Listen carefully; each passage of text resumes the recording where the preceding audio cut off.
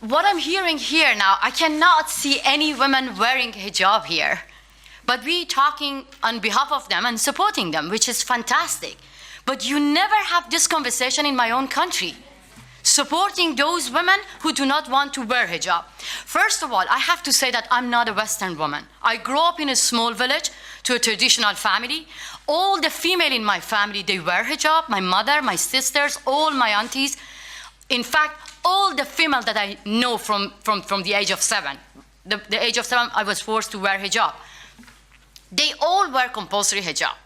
And my dream is to be with my mother in France, in Belgium, walking shoulder to shoulder without her getting bad look or judgment from those people who have Islamophobia, and to walk with my mother shoulder to shoulder in my own country without getting arrested.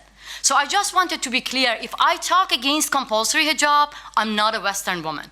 I have been in touch with thousands and thousands of women. I'm a founder of a campaign called My Stealthy Freedom, which has 1 million followers. And for 10 years, I was a journalist inside Iran, parliamentary journalist. And I wrote 4 books. 2 of them, it's about Iranian women.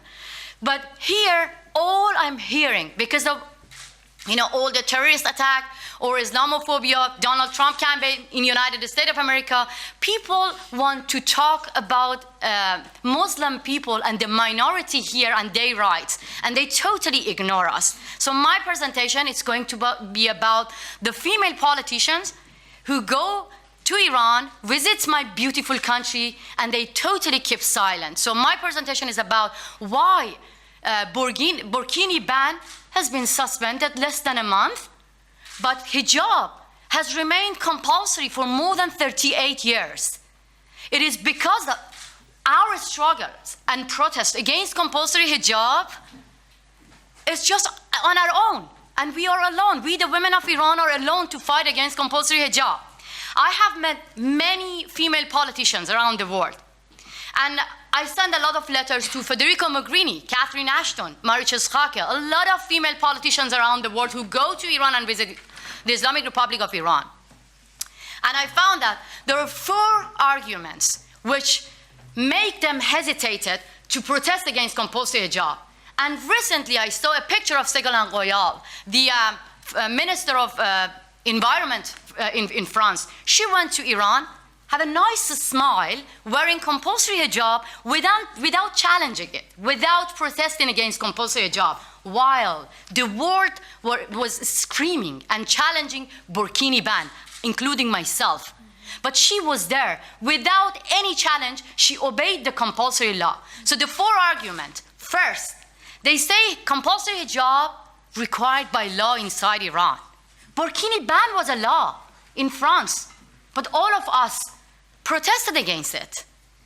And they say it's a law, we have to respect the law. Slavery used to be legal. If no one objected against slavery, nowadays African American could have been slaves. And they say a law should be respected. No, women protested against bad law to make it a respectable law, to get the right to vote. Second argument, they say hijab is a cultural issue, and we wear it because we want to respect the culture of Iranian people. We want to be nice. No, here we're talking about compulsion. How could it be? Compulsion, could it be part of our culture? How? You're forcing a 7-year-old girl to wear hijab and you call this one a cultural issue? During apartheid, you're going to, it is impossible. You respect those culture who violated against women's rights. And third argument, they say compulsory hijab, it's a domestic issue. It's an internal matter. It is wrong, because it's not about Iranian women. The government of Iran forced all women around the world to wear compulsory hijab. All the female tourists, all the female politicians, all the Iranian women who live outside Iran, if they want to go to any embassy outside Iran. How can it be a domestic matter or an internal matter? Another issue, burkini ban was a domestic issue in France as well. Why everyone, the world, were protesting and interfering in a domestic matter in France, but not about the Islamic Republic of Iran? So as far as the government of Iran forced all women around the world who go to my country and visit the Islamic Republic of Iran to wear hijab, this is a time that we have to stand together, all women around the world, and have one voice against compulsory hijab. And fourth argument, the female politicians state that the Middle East has got bigger problems than hijab. I know that myself. I left Iran just because I was fighting against bigger, problems. And I got expelled from Iranian parliament. And I was the one saying that I can wear compulsory hijab and expose the corruption in politics.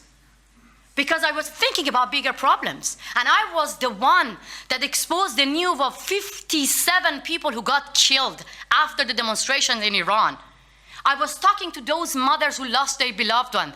They executed their sons, their wives, their husbands, their daughters, their sons, their beloved ones. And I know that we don't have freedom of speech, we don't have freedom of expression, we don't have freedom of choice, freedom of religion. And I never called the West land of freedom, never at all. I know we cannot find freedom everywhere, and we have to fight for it. I know about bigger problems. But who said that hijab is a small issue? And who said that we are fighting just for a piece of cloth? No, we are fighting about human dignity. We are fighting about our identity. Because from the age of 7, when you want to go out in public, you have to be someone else.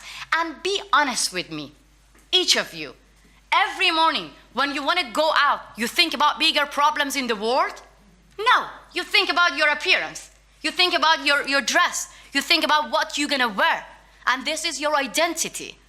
So who said that this is a small issue in Iran and female politician has so many bigger problems to solve? While the government of Iran deports you from the airport of Iran if you say no to compulsory hijab. So you won't be allowed to fix bigger problems in Iran just because of this small issue. Who said that hijab is a small issue when the government of Iran arrested 3.6 million women within a year just because of not having a proper Islamic hijab? 18,000 of these women were sent to the court. And 40,000 cars were impounded in public. Why? Because the female drivers were not wearing a proper Islamic hijab.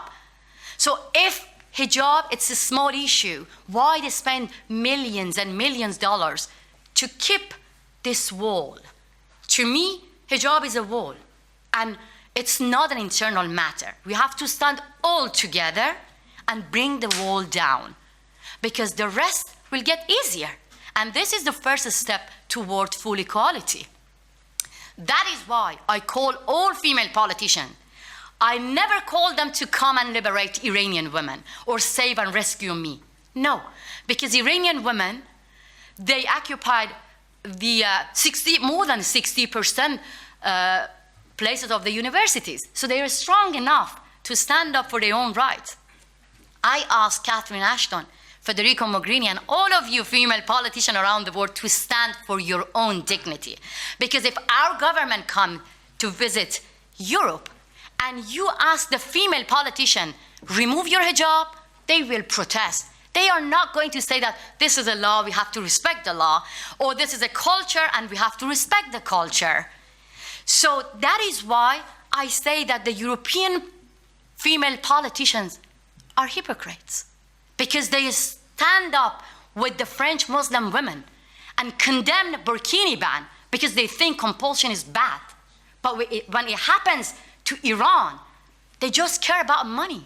And they go to my country and they ignore millions of those women who send their photos to me and put themselves in danger to be heard, and keep their smile and wearing hijab and saying this is a cultural issue, which is wrong. This is the most visible symbol of oppression, and we have to stand all together and bring this wall down. Thank you so much.